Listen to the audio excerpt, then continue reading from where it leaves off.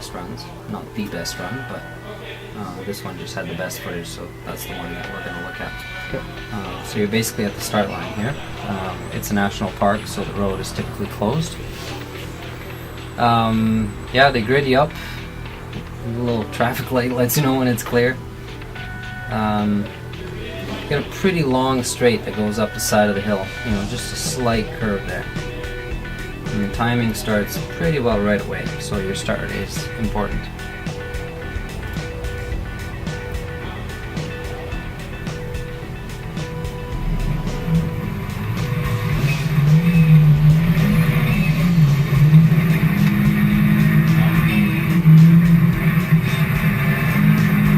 So it's just a slight little bend with a dip there. It's actually caught a few people off guard, just because there's some curbing on the inside, and if you have a car with a kind of funky scrub radius, when you go in the dip, it'll actually yank your steering wheel. We've had some people hit the clip the curb there and bend some wheels. So right there. Oh.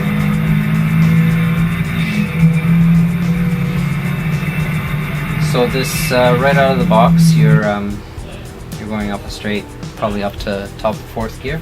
You have a little crest right about there.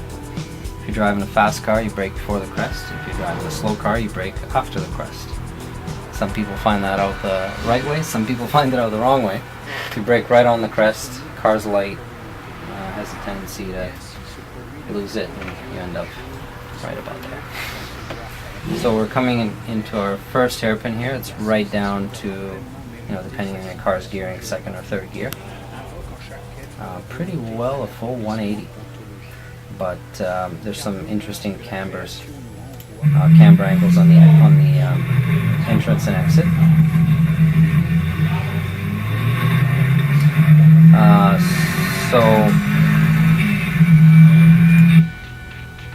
Little acceleration zone. Now you're entering into the trees, and so that was turn 1. This is 2A, 2B in the trees.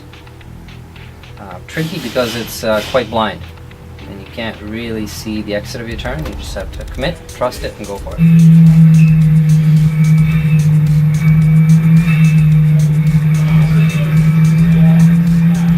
Probably the steepest part of the hill. It's quite a grade, and you're coming into turn 3, which would be the second full 180 hairpin.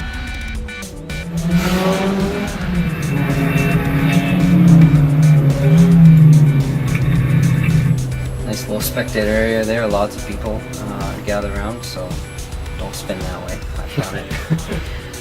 Quite an interesting hairpin because you don't actually take a traditional line. You take more of a circle track line, which is, you know, go wide on the entry and wide all the way throughout. You're able to put down the power just because there's a bit of a crest if you go too far inside. You can see it looks a little wide at the apex, but that's the right line. So now we're starting the part of the climb where there's really good exposure on the right, so you don't want to be making any funny moves to the right. That was turn 3. You're going into 4A and 4B, which are blind and bumpy.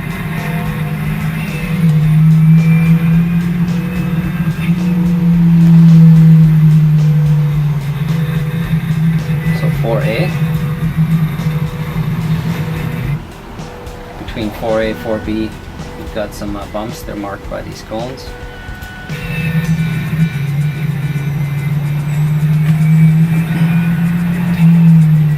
Coming into the deadliest corner. I wouldn't really call it deadliest, but the most crashes happen here. Turn 5, again, lots of exposure off into the abyss and down into the trees. But the tricky part is that there's a change in pavement. If you brake early, it almost feels like you brake too early.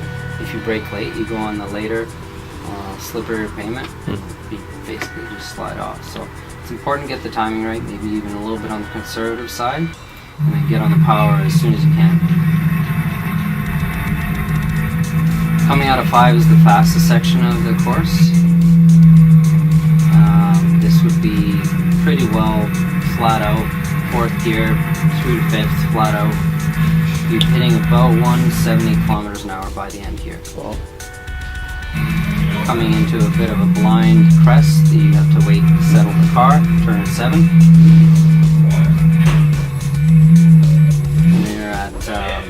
turn 8, which is in a bit of a residential area, and again it's a full hairpin, but also quite a steep climb.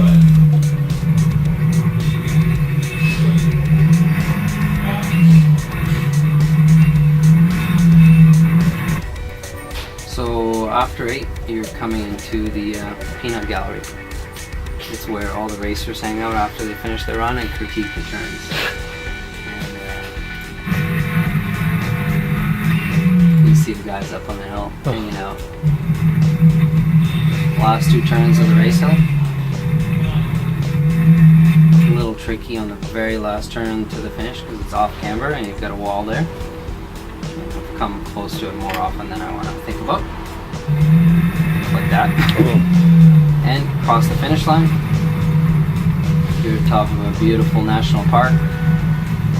You get about 20 seconds to cool off, loosen up your belts, think about what the hell just happened, and arrive at the top where all the other racers are. Everybody gets up there, waits till the entire run heat's done, and then you parade down. So pretty good experience, about 2 minutes. My fastest time was I think about 1:57 flat.